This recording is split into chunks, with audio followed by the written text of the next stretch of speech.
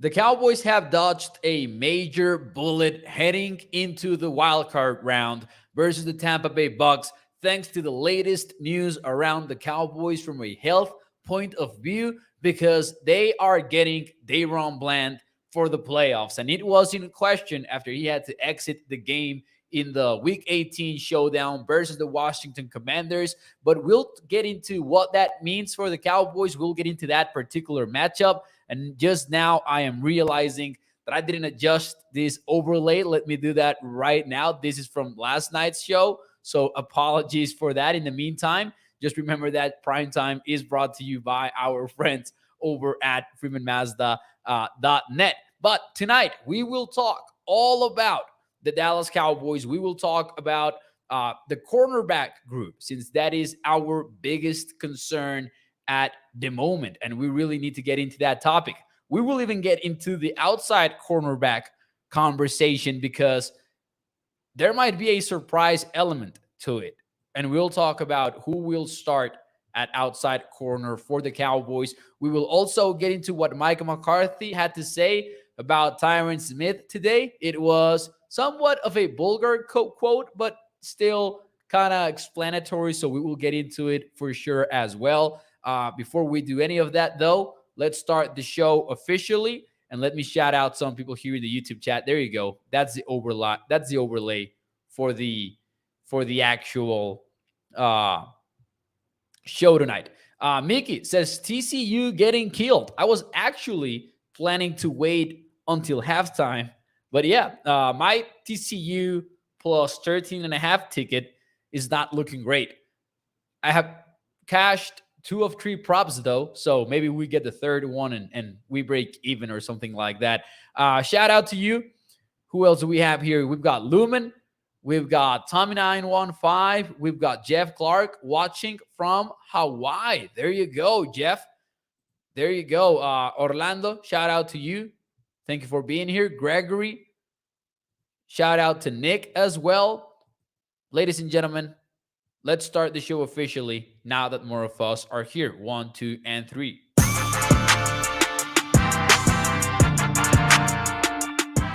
What is up, everybody? And welcome into A to Z Sports Dallas Primetime.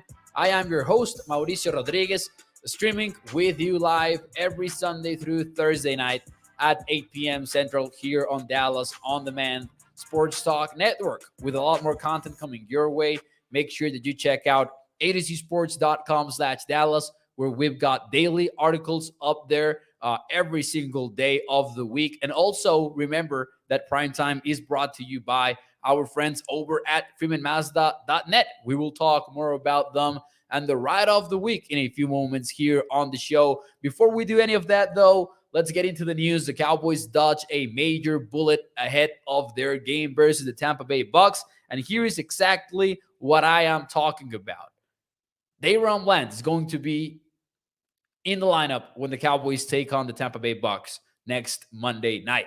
Now, we didn't know that. Like, we were not sure about that. And low key, I was gravely concerned about the whole thing, because Bland is not a lockdown corner. Like, we know that. We know that he's able to make some plays. We know that he's been wildly impressive as a 5th-round rookie. But the Cowboys have no cornerbacks. Can you imagine what the secondary would have looked like if Dallas lost number 26? He had to exit the game against the Commanders with a chest injury. And then the reports were that Bland needed to get an MRI and some information on Monday to know what his status was. But according to Michael Gelkin from Dallas Morning News, Dayron Bland is fine. The Cowboys expect him to be back in the lineup without a problem. And that leaves one question, though, for number 26. He will have to play. He will be forced to play against perhaps one of the best slot wide receivers that there is in the NFL. And I know some of you might be thinking, Mo, what are you doing? It is Tuesday. It is too early to start thinking about matchups and about a preview style of show. But I cannot wait. I need to get into the conversation of facing the Tampa Bay Bucs. Either that, or I need to get away from whatever the heck week 18 was against the Commanders. Excuse me if I don't want to talk too much about that. Let's try to look forward a little bit here tonight, and let's talk about Cowboys play of football while we have it. Hopefully it lasts longer than a week. That's what we want. So my question from me to you is, from 1 to 10, what is your confidence level on Dayron Bland facing Chris Godwin?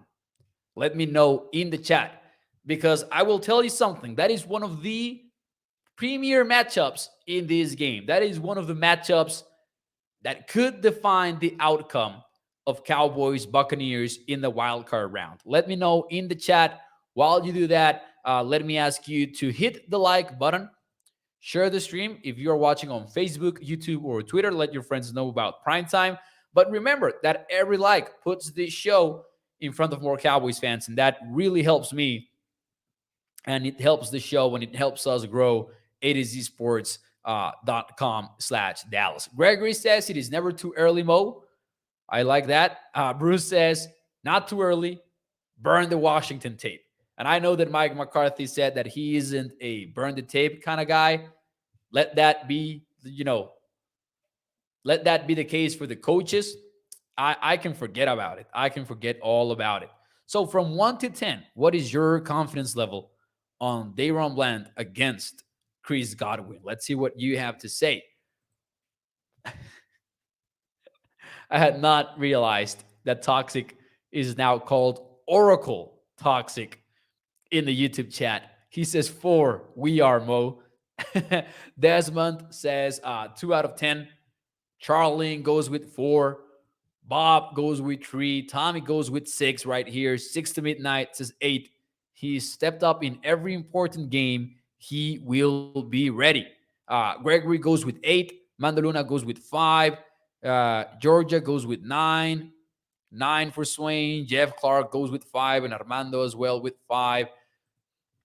I am tempted to ride the fence a little bit on this one and go with 5 as well. Go with the, half answer. I will go with 6 just because I think that Dayron Bland deserves our respect. He might get an interception, and that might make it a somewhat positive performance. But make no mistake about it, Chris Godwin is probably Tom Brady's easy button on that offense. You might look at receiving yardage for the Tampa Bay Bucs, and you might walk away from that thinking, oh, Mike Evans leads the team in receiving yards, because he does. He has over 1,100 receiving yards after the regular season. However, they have 2 1,000 receivers, and that is crazy, first and foremost. Chris Godwin also has over 1,000 yards. And I say that is crazy specifically because of the whole conversation that we have had about the Tampa Bay Bucs being a bad team, being a losing record team, blah, blah, blah. But they have a couple of good receivers. However, Chris Godwin has over 100 catches. And maybe the math doesn't add up in there. Mike Evans has 77 catches, and that is enough for him to be over 100 yards above than Chris Godwin in the stat sheet. However, and I saw somebody kind of criticizing Tom Brady for the fact that Chris Godwin has less than 9 yards per catch. I'm not entirely sure if that is something that you can knock Chris Godwin or Tom Brady for. From what I have seen watching the Tampa Bay Bucs play, and I will admit I haven't fully dove into the tape just yet, just little by little figuring out how the Tampa Bay Bucs play a little bit. Chris Godwin feels like that easy button for Tom Brady. He looks for him over the middle of the field consistently. We know that he plays in the slot, but I think that he's been kind of replacing that missing tight end that the Tampa Bay Bucs offense stopped having when Rob Gronkowski walked away. Now, Gronk obviously was not the only successful tight end in Tampa, but that's the impression that I get from Chris Godwin. He feels to me like the guy that Tom Brady is looking for right off the snap, and really hitting that easy button over and over again. So make no mistake about it, Daron Bland will be targeted on this one. And he is usually targeted, by the way. As I said, it's not what you want from a nickel cornerback in the sense that you don't want him to shut out a receiver. So that is okay. It is okay that quarterbacks are looking Bland's way. The question will be, because let's be honest, Godwin will get him. Like, let's give some respect to the opponent. Godwin is good, and Tom Brady is obviously good. But if Bland is able to get his hands on the football once or twice, I mean, twice would be crazy. This might be a more even match than we expect it to be. Now, since Godwin works a lot over the middle of the field, fully expect Daron Bland to have some help on this one. Maybe some safeties, maybe some help from the linebackers as well. I don't think that the Cowboys will leave Godwin on an island in that sense. They might leave Mike Evans and Trevon Diggs on an island, and that's also not ideal because Mike Evans can run. He can beat you vertically, but Trevon Diggs might have earned your trust to do that, to approach this game from a point of view in which you say, you know what, we're not gonna let Godwin beat us. Let's trust one of our best defensive players in Trevon Diggs, and let's let him leave on an island. Really intrigued as to how Dan Quinn approaches this game and the defensive backfield. More on that later, because we will also talk about the other cornerback role that we have not figured out just yet. And we will talk about maybe a long shot, but maybe the right answer for the Cowboys' problem at cornerback. So stay tuned for that. But before we move into it, let me see some of your comments here on the show. Shout out to Sugar Daddy. Thank you for being here. 6 to midnight says, we need Hankins back.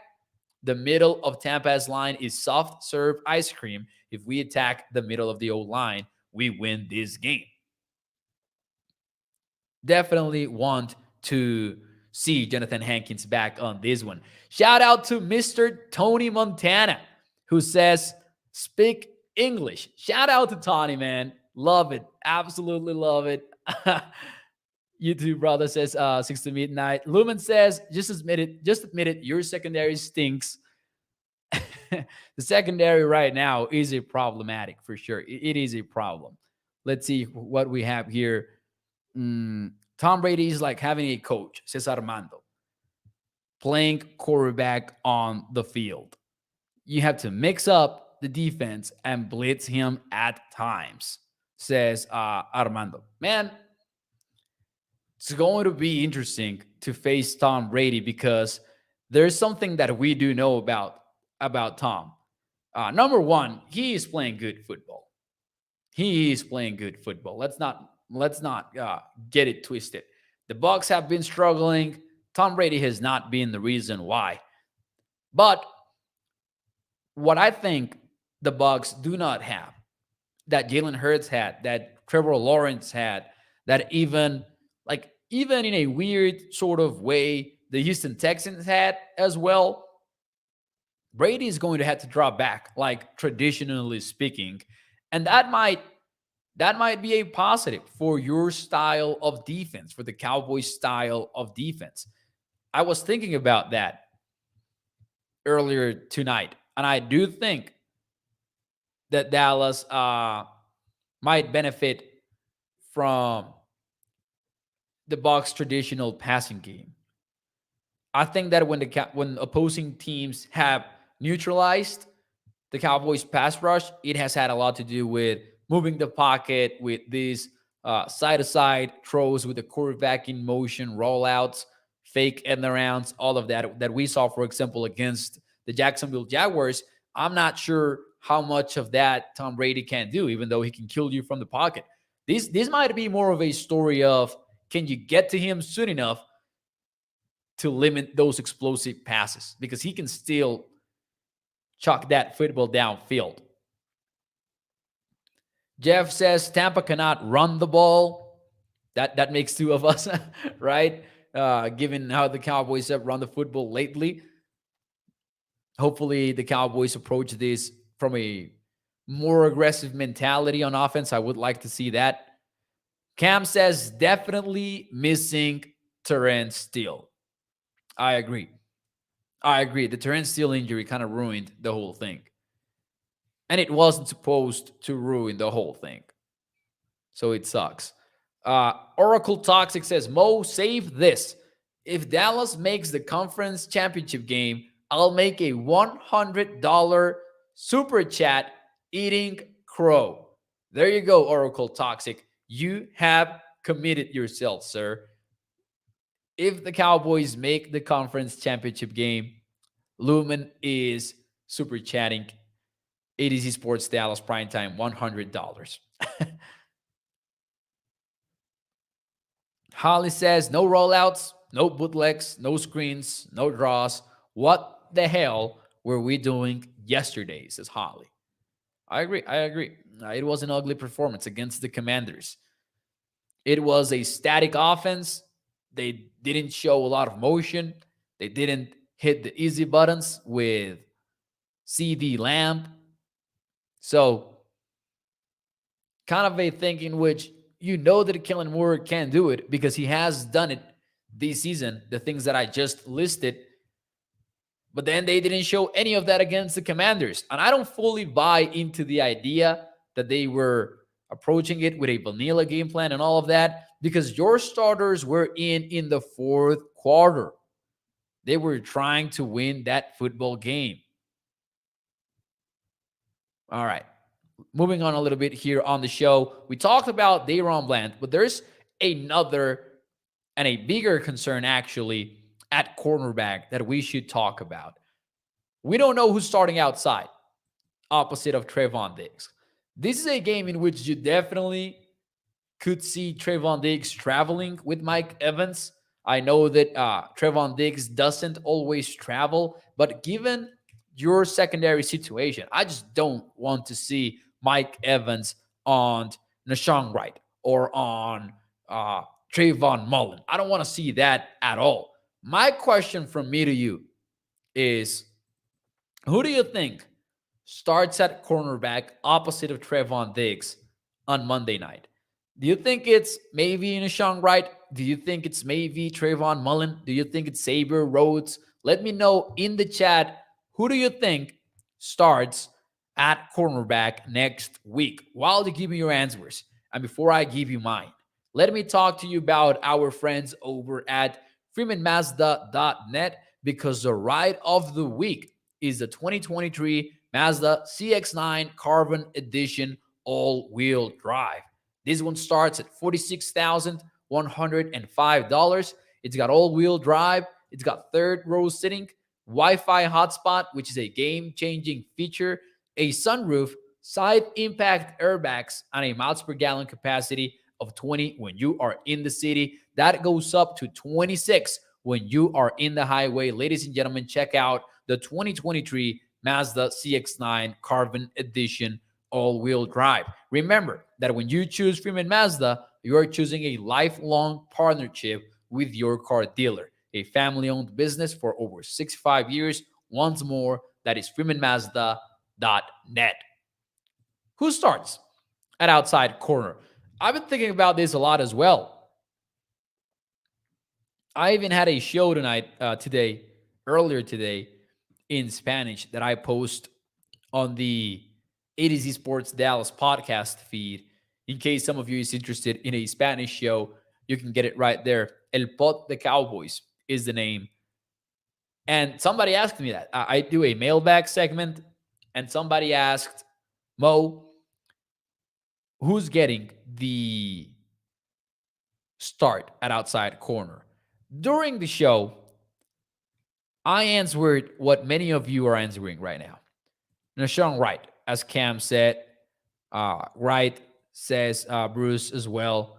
Oracle Toxic says Gut says Wright. Nahshon Wright for Cam as well. Let's see who else we have here. Armando says Nahshon Wright. Dwayne says Saber Rhodes. Bland says Sugar Daddy. I don't think that you want to move Bland from a position right now. I think that you want him at nickel. We just talked about the why, even Chris Godwin. I'm more interested in stopping Chris Godwin than probably anybody else on that offense, probably even more so than Mike Evans. Mike God also said, Nashon Wright. And during the podcast that I mentioned in Spanish for ADZ Sports Dallas, the podcast feed, I said Nashon Wright on the show. But then I kept thinking about it, and you look at the options, and you don't feel great about the options, to be honest. Like, the Cowboys have on the active roster Bland, Diggs, CJ Goodwin, who doesn't really count because he's a specialist, Kelvin Joseph, who doesn't really count because, well, you know why, Trayvon Mullen, boy, oh boy, that was rough, and Nashon Wright, boy, oh boy, that has also been kind of rough. And then the practice squad features two other players, Kendall Sheffield and Xavier Rhodes. You look at the timing of these signings, and you can see the Cowboys are just, tossing darts.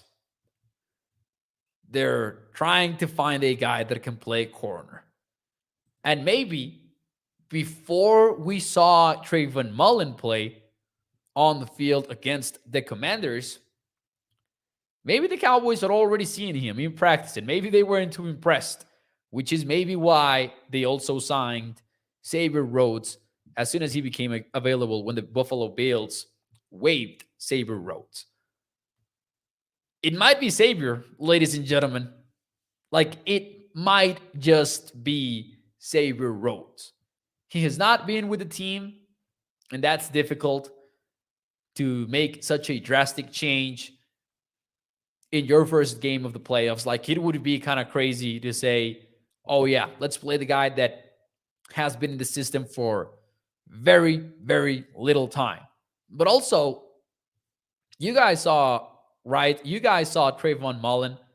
I wouldn't hate the idea of starting Xavier Rhodes, who is a former first-round pick, who is, and I don't say that necessarily as a compliment, but he was a first-team All-Pro at one point. He was one of the league leaders in interceptions. I think that in that particular season, he led the league in interceptions. The Vikings, when the Bills signed Xavier Rhodes, Vikings websites, articles, websites and stuff, they were complaining about, not having Xavier Rhodes on the team. And then the Buffalo Bills really added him as depth. So I wouldn't make too much out of the Bills waiving Xavier Rhodes, because I've covered the Bills pretty closely this season. And honestly, what happened there was they added Xavier Rhodes as depth when they needed some depth because of injuries. And then Damar Hamlin got injured. By the way, he's in Buffalo now, discharged from Cincinnati's hospital. Great news. Damar Hamlin goes down, and they needed to add a safety, so they waived Xavier Rhodes. They needed safety depth, and Rhodes became available. So it's not like Xavier Rhodes is this veteran that nobody wants on their roster. Xavier might be the secret answer to this whole thing, and he might not be great. You don't need him to be great. You need him to be better than Trayvon Mullen and Nashon Wright. I know that might not be asking for a lot, but that's the situation that you are in because two of your starting three cornerbacks got injured. That's the reality of the situation.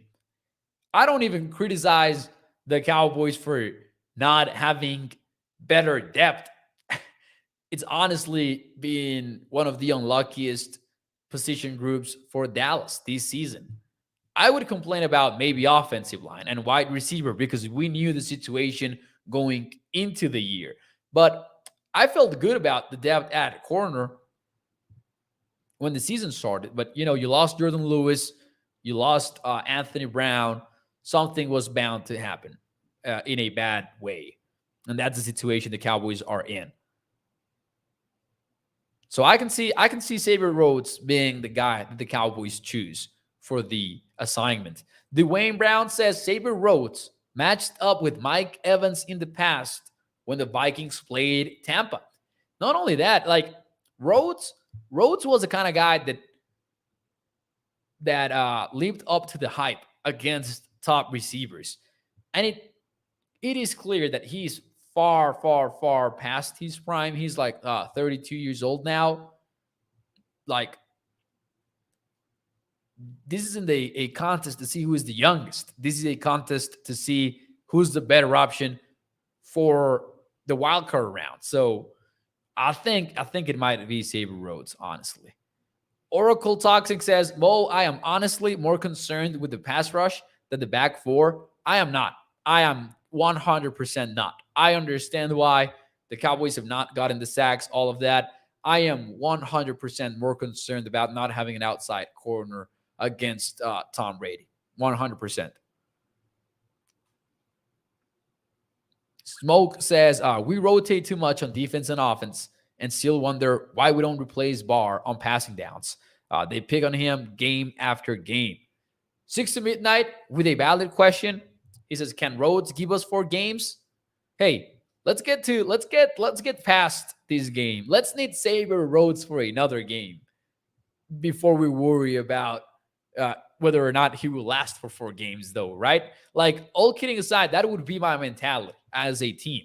I wouldn't be thinking about, can Xavier Rhodes give us 4 games? I would be thinking about, can Xavier Rhodes get me to a second game? Sean says, more concerned about our offensive line, excuse me. That's fair. I think, and we listed this last night here on A to Z Sports Dallas Primetime. To me, the top 2 concerns are those two, like the offensive line and the outside cornerback position opposite of Trevon Diggs. Let's see, says, Boss Hog says, just joined. What bullet did we dodge? For those of you who are just joining the show and wondering about the title of the video, DaRon Bland is playing on Monday Night Football, even though he had to exit the game with a chest injury and had to be evaluated on Monday. So good news there for the Cowboys, because if we're this concerned about not having an outside corner who can play against Tom Brady, imagine not having DaRon Bland for this one. Yeah, TCU is getting destroyed. Are we getting Biadish back? So 6 to midnight. How about LVE? Both are expected to be back. Hopefully that is true. Hopefully the Cowboys are not being hopeful. Hopefully, man, Dallas gets Tyler Biadish back, because Dallas needs him so bad. That is one of the, and Brian Baldinger, by the way, had a great breakdown of one of the plays in which the Cowboys struggled against the Commanders, but it shouldn't be an excuse, and it isn't an excuse. I don't want to frame it as such, but yesterday was one of the 2 worst offensive performances by the Cowboys all season long. I would say week 18 and week 1 are the top 2 games at that category for Dallas. Here's what I would say.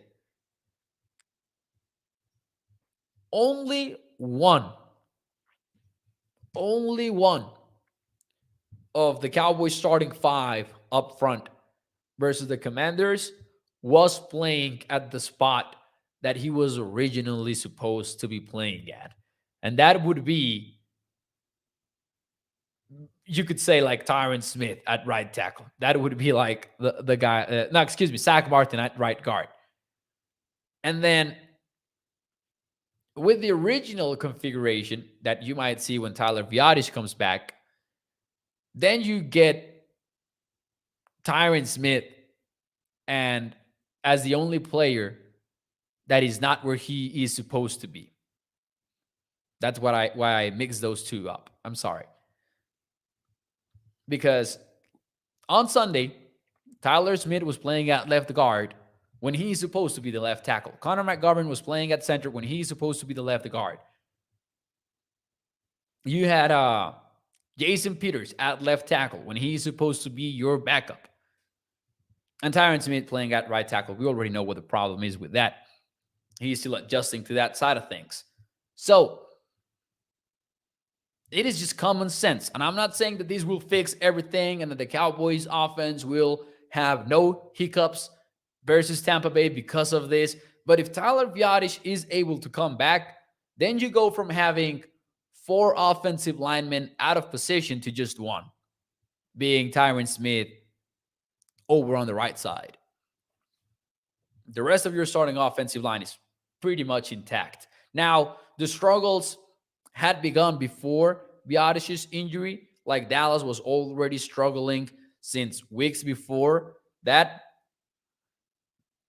But that surely took things to a whole other level. And you see some of these plays, and it definitely has to do with timing and pass protection and just the Cowboys offense being out of funk. That's one of the highest or the biggest reasons why I am hopeful that the Cowboys can beat the Tampa Bay Bucs next Monday. And this is not a prediction yet.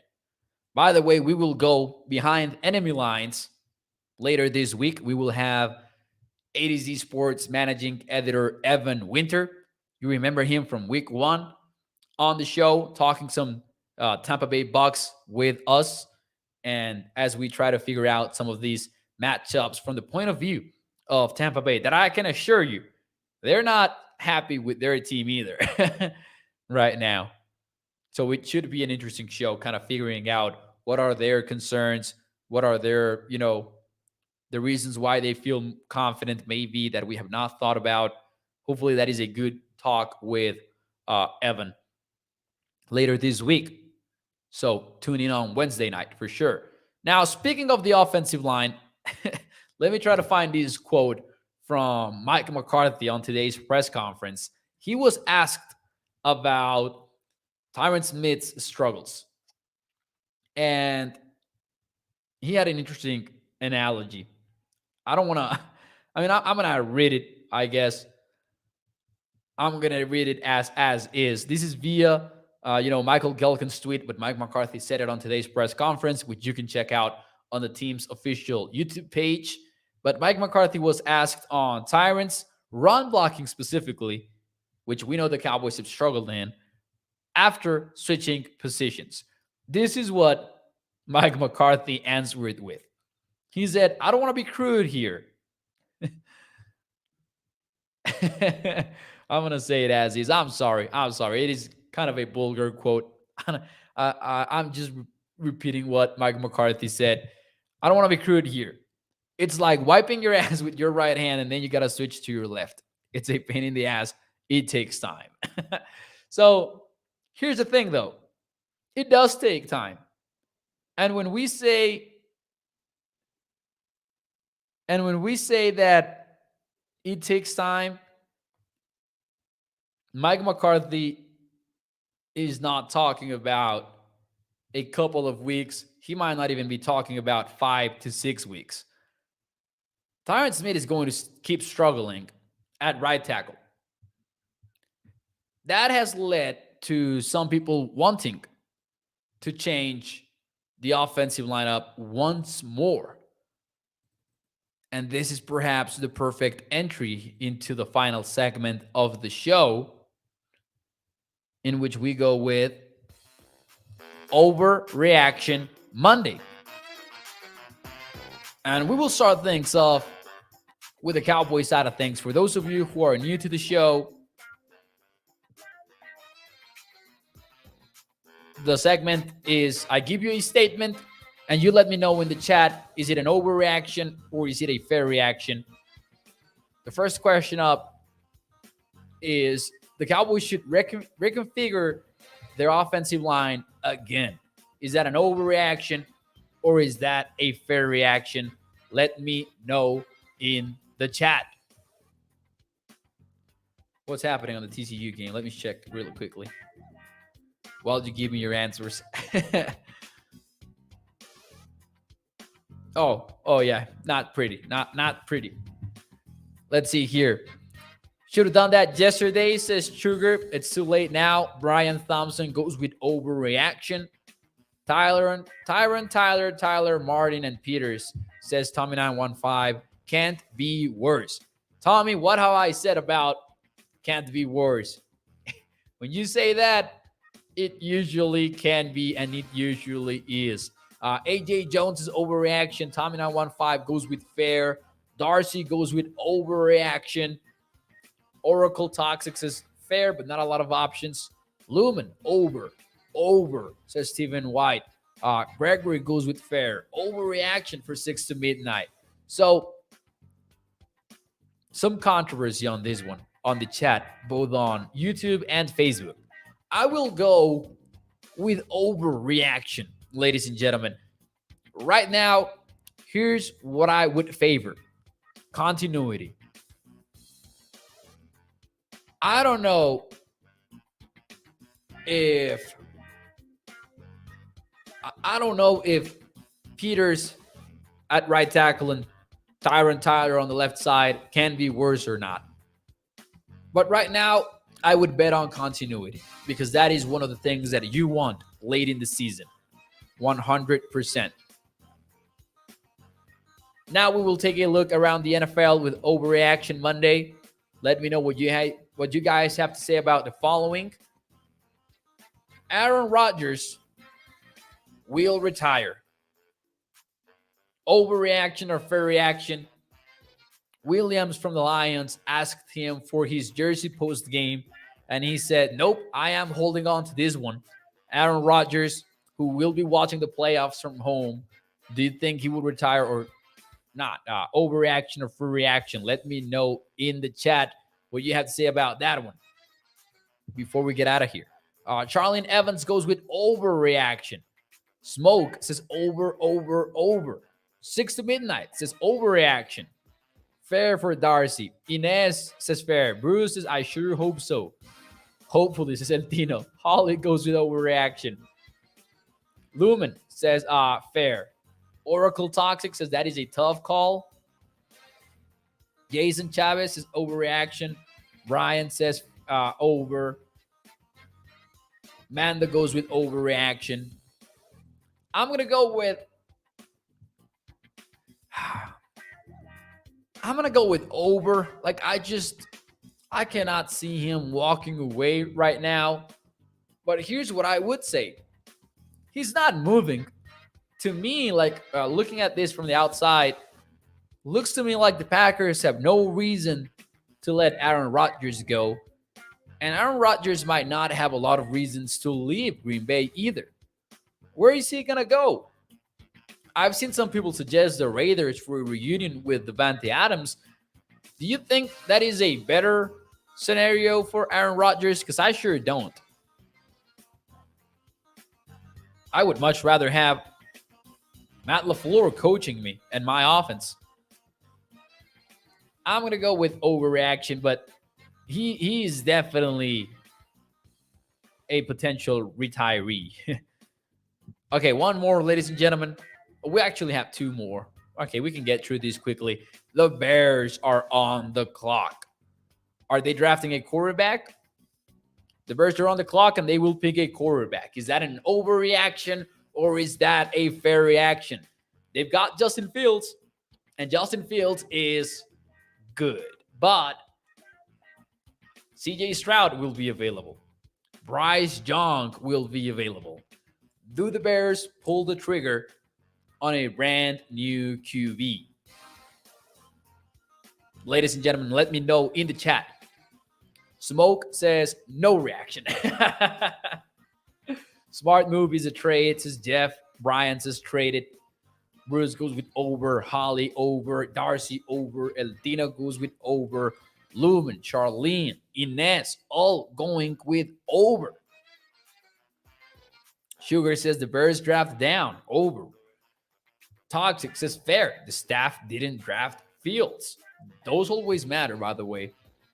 Gonna go with overreaction, though. I think you trade that asset. It's going to be a costly asset, and you can trade it for a lot. So I'm gonna go with overreaction on that one. And then last but not least, Sean McVay is gone. Overreaction or fair reaction? This is the last one, and we'll get out of here. Sean McVay is gone. Is that an overreaction or is that a fair reaction? Let me know in the chat. Crazy to think that he is reportedly considering retirement. hopefully he doesn't retire. As an NFL fan, I will tell you that. You know why? Because if Sean McVay retires, then we probably know for a fact that Aaron Donald will also retire. And I don't want Aaron Donald to retire. I want to watch him play for a few more seasons. I would like that. Sugar says, nope, not yet. Lumen says fair. He might come to us. Fair says Holly. Over for Gregory. Fair for Peter. This is a more divided one. Jeff goes with over. Charlene goes with fair. Fair, he is gone to Malibu, says the real Darrell. Over for Toxic. Eltina goes with over. I'm going to say fair on this one. I'm going to say fair. Listen. He might retire for a while. Might spend some time with the family. And maybe he makes a comeback later in his life. But when you hear him talk about his future, like even before this year and all of that, McVay does sound like a guy that isn't in love with the idea of being in the grind of being a head coach for a long, long time. He already has a Super Bowl. Like he already knows, he already has that ring. And it's crazy. Like Tommy says, isn't Mike McVay like 12? And it's crazy because we are used to thinking of players and coaches being obsessed with football and being willing to sacrifice growing up with their kids essentially just to coach the game. Is it really that crazy to think that somebody that's McVay's age maybe doesn't want that maybe he has the audacity to want to grow up, like to see his kids grow up close? I think it's a fair reaction because of that, like just based on what McVay has said himself. Can also see him not retiring, of course. Oracle Toxic says, Mo, how much does he want to come to Dallas? Shut up and take my money. Man, can you imagine that? I would like Sean McVay in Dallas, of course. I've been having a lot of fun reading that complete offensive manual to the LA Rams that I showed you the other day. The real Darrell says he can go talk football on ESPN and make a truckload of money. And if he really is that passionate about coaching, come back later when maybe your kids are going to high school or college or whatever. I would respect the heck out of that. Okay, ladies and gentlemen, I will see you tomorrow night, A to Z Sports Dallas primetime, 8 p.m. Central. Do me a favor, though, before you leave, hit the thumbs up, hit the like button. It takes like 1 second to do, and it is the single biggest thing you can do to help out the show. So do me a favor and hit the thumbs up, and I will see you tomorrow night here in A to Z Sports Dallas primetime. Payo says, fire Moore and bring McVay as offensive coordinator. Payo, come on. That's not happening. He's not going to be an offensive coordinator. McVay is never going to do that. Thank you for your comments. I really appreciate it. Really appreciate you. We'll see you tomorrow. Nos vemos mañana. Tengan un excelente lunes, even if it's not as great as George's Monday. Have a good one. Nos vemos. Adios. Bye-bye.